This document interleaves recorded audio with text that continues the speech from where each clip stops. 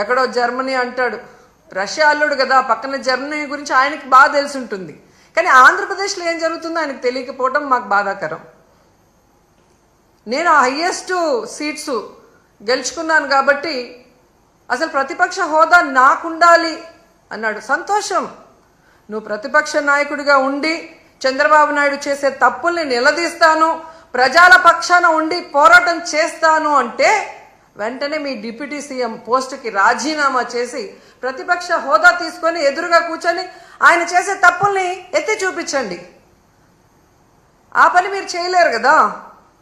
చంద్రబాబు నాయుడికి కష్టం అంటే డైవర్షన్ పాలిటిక్స్ చేస్తారు, చంద్రబాబు నాయుడు గారికి కష్టం అంటే రోడ్డు మీద పడుకుంటారు.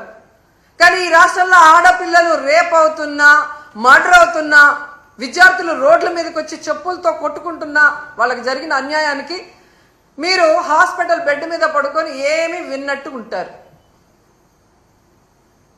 ఎన్నికల ముందు మీ స్పీచ్లు ఆవేశంగా మీరు చెప్తుంటే నిజమని నమ్మిన వాళ్ళు ఈరోజు వాళ్ళ చెప్పులతో వాళ్ళు కొట్టుకుంటుంటే అయినా మీకు అర్థమవుతుందంటే అది కూడా అర్థం కాకుండా మళ్ళీ జగనన్నను బ్లేమ్ చేస్తున్నారు.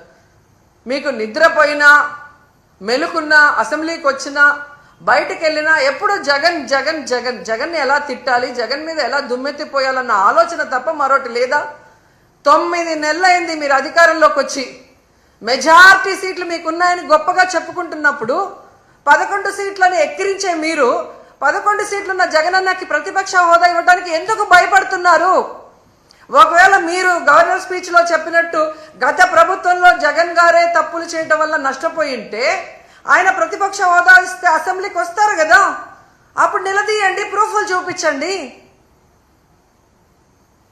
అంటే మీ పచ్చ మీడియాలో మీరు మాట్లాడే మాటలంతా కూడా అబద్ధాలు, కేవలం జగన్ని బ్యాడ్ గా చూపించడానికి మీరు ప్రయత్నం చేశారు. అదే అసెంబ్లీలో అయితే ప్రూఫ్లతో కూడా చూపించాలి, అక్కడ జగన్ ఎంత మంచివాడు, ఈ రాష్ట్రాన్ని ఎంత అభివృద్ధి చేశాడు, ఈ రాష్ట్ర ప్రజలకు ఎంత వెల్ఫేర్ చేశాడు, ఎంత డెవలప్మెంట్ చేశాడో చెప్పాల్సి వస్తుంది. కాబట్టే ఈ రోజు మీరు ఆయనకు ప్రతిపక్ష హోదా ఇవ్వడానికి నిరాకరిస్తూ మేకపోతు గాంభీర్యాన్ని ప్రదర్శిస్తున్నారు అనటంలో ఎటువంటి సందేహం లేదని కూడా ఈ సందర్భంగా తెలియజేసుకుంటున్నా.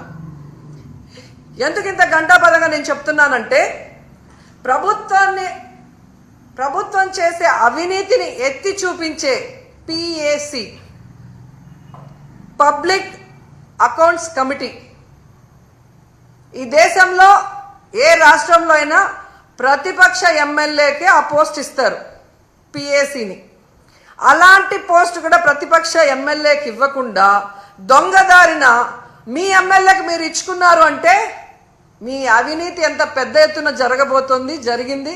అది బయట రాకుండా ఉండటం కోసం దొంగదారిలో మీ ఎమ్మెల్యేని, పిఎస్సి చైర్మన్ మీరు ఎలా చేసుకున్నారో అందరూ కూడా గమనిస్తున్నారన్న విషయాన్ని తెలుసుకోండి.